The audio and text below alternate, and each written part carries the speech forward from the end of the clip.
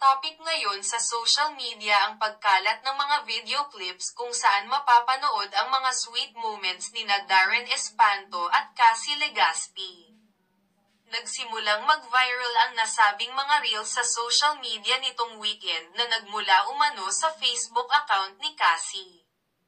Ito rin yung time na magkasunod na nag-deny ang rumored couple na wala silang relasyon, as in friends lang daw sila sa totoong buhay.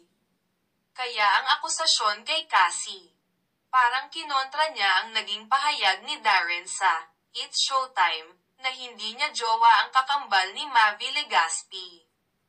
Feeling ng mga netizens na bad trip at na-turn off ang anak ni na Carmina Villarroel at Zoren Legaspi sa pagde-deny sa kanya ng kapamilya actor-singer.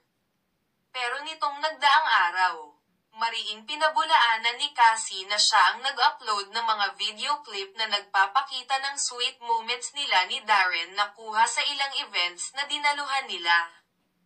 Ang mga naturang video clips ay naka-upload nga sa verified Facebook account ni Cassie, na merong 21 million followers. Naglalaman din ito ng personal encounters at interviews nila ni Darren.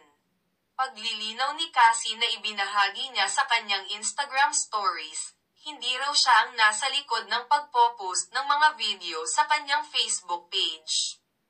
Aniya, taong 2021 daw na-hack ang FB page niya at never na raw niya itong in-open at ginamit. Kaya ang suspetsya niya, ang hacker ang nag-a-upload ng mga video nila ni Darren sa nasabing FB account na nakapangalan pa rin kay Cassie. Ang caption ng TV host actress sa ipinost niyang screenshot ng dati niyang FB account. This Facebook account used to be mine, until I was hacked in 2021. So to clear things up, this account is currently hacked and not handled by me. Aniya pa. Pakiusap pa ng dalaga sa kanyang mga SOCMED followers, agad na i-report ang naturang hacked account para hindi na magamit ng mga hacker at scammer sa panloloko ng kapwa. Say ni Cassie, would like to ask for help to report this account.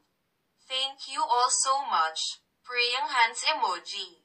Ipinost din ng twin sister ni Mavi ang bago niyang verified Facebook account na meron na ngayong 52K followers.